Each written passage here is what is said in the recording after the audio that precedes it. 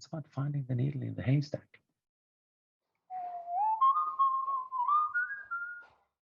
Here's a data analytical exercise.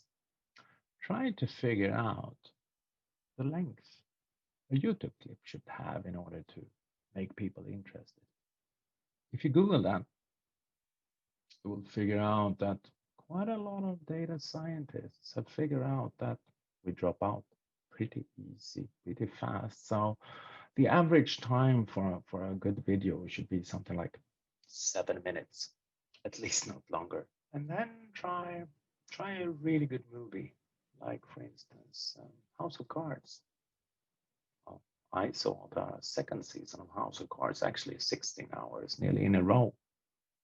That was far more than 7 minutes. It's pretty common that when I go to YouTube and watch a clip, I easily leave after just 30 seconds if I don't find it worthwhile. So how could the data scientists come up with 7 minutes as a recommendation?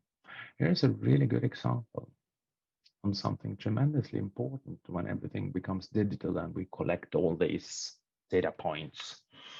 And that's the importance and the capability of being able to actually interpret the data you get. Imagine we take all YouTube clips on the globe and make statistics.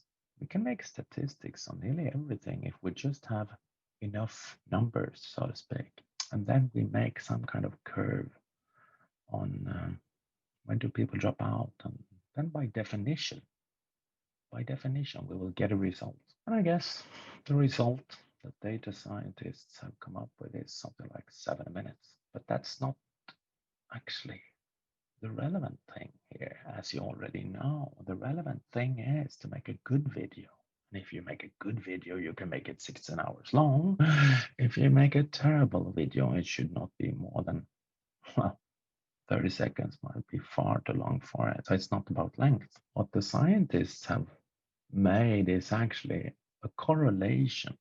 You could find a correlation on nearly every kind of data that you want. By definition, you can. But it doesn't mean that it tells us something important.